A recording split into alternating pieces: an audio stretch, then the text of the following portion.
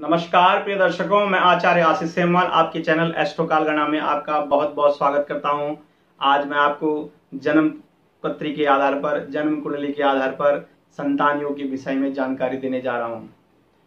काफ़ी दिन पहले मैंने भी काफ़ी वीडियो बनाई हैं संतान योग पर।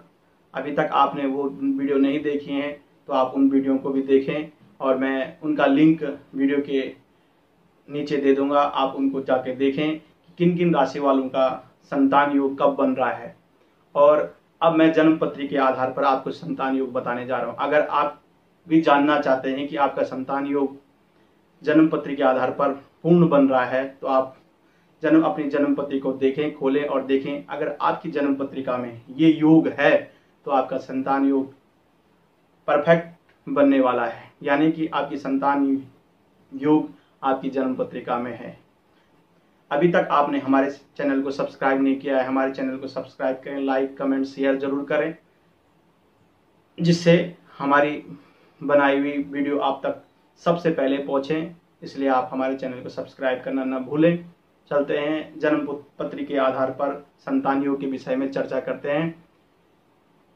आप किसी भी लग्न के हैं, आपने अपनी जन्म पत्रिका में देखना है आपके सूर्य ग्रह कहाँ बैठे हुए हैं, आपके बृहस्पति ग्रह कहाँ बैठे हुए हैं, और आपके मंगल ग्रह कहाँ बैठे हुए हैं, आपके चंद्र ग्रह कहाँ बैठे हुए हैं, आपके शुक्र ग्रह कहाँ बैठे हुए हैं, आपके बुध ग्रह कहाँ बैठे हुए हैं और आपके शनि ग्रह कहाँ बैठे हुए हैं।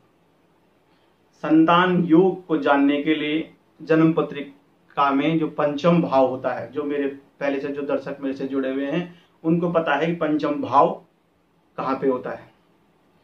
पंचम भाव पर देवगुरु बृहस्पति की दृष्टि अगर पड़ती है, यानी कि एकादश भाव से देवगुरु बृहस्पति की सप्तम दृष्टि पंचम भाव पर पड़ती है और लग्न से देवगुरु बृहस्पति की पंचम दृष्टि पंचम भाव पर पड़ती है और भाग्य भाव से देवगुरु की नवम दृष्टि आपकी संतान भाव पर पड़ती है। ऐसे जातकों के जीवन में संतान योग का परम सुख है, यानी कि उनके पुत्र योग उनकी जन्म पत्रिका में बना हुआ है।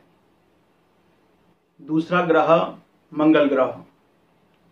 मंगल ग्रह आपकी जन्म पत्रिका में कहाँ बैठा हुआ है? मंगल ग्रह आपकी जन्म पत्रिका में एकादश भाव में बैठा हुआ है, या आपके कुटुंब भाव में बैठा हुआ है, या आपके दशम भाव यानी कर्म भाव में मंगल ग्रह बैठा है। ऐसे जातकों का संतान योग प्रबल होता है, यानी पुत्र संतति ऐसे जातकों को प्राप्त होती है। और तीसरा ग्रह जो है सूर्य। सूर्य ग्रह भी अगर एकादश भाव में बैठा हुआ हो या स्वयं पंचम भाव में बैठा हुआ हो तो ऐसे जातकों की पुत्र संतति प्राप्त होती है। लेकिन मंगल और सूर्य की दृष्टि से थोड़ा लेट, यानी कि पुत्र संतति में थोड़ा देर होती है। कभी कभी ये भी हो जाता है पुत्र संतति होने से पहले संतान का न टिकना, गर्भ का न टिकना, यानी कि गर्भ का क्षीण हो जाना सूर्य और मंगल के प्रभाव से, क्योंकि ये दोनों ग्रह तेज कारक ग्रह हैं, यानी कि इनके जहां ये बैठते हैं या जहां इनकी दृष्टि होती है उस भाव को ये थोड़ा सी जला देते हैं। इसलिए इनकी दृष्टि मात्र से ही थोड़ा संतति जो गर्भ नष्ट हो जाता है, यानी कि संतति होने में लेट भी जो हो जाती है और गर्भ क्षीण भी हो जाता है। और चौथा ग्रह जो है वह शुक्र ग्रह है। अगर शुक्र ग्रह की भी दृष्टि, सप्तम दृष्टि एकादश से आपकी संतान भाव पर पड़ती है तो आपकी कन्या संतति होने के बहुत प्रबल चांस होते हैं, यानी कि 100% आपकी कन्या संतति प्राप्त होने के चांस होते हैं। और चंद्रमा की दृष्टि भी एकादश से अगर आपके संतान भाव पर सप्तम दृष्टि पड़ती है तो आपके कन्या संतति होने के प्रबल चांस होते हैं। या ये दोनों ग्रह शुक्र चंद्रमा आपके पंचम भाव में बैठ जाते हैं तो आपके संतान योग का प्रबल योग बनता है, लेकिन आपकी कन्या संतति अधिक होने की चांसेस ज्यादा बनते हैं। पुत्र संतति देने वाले ग्रह मैंने आपको बताए, देवगुरु बृहस्पति, सूर्य और मंगल। और कन्या संतति देने वाले जो ग्रह हैं वो हैं शुक्र और चंद्रमा।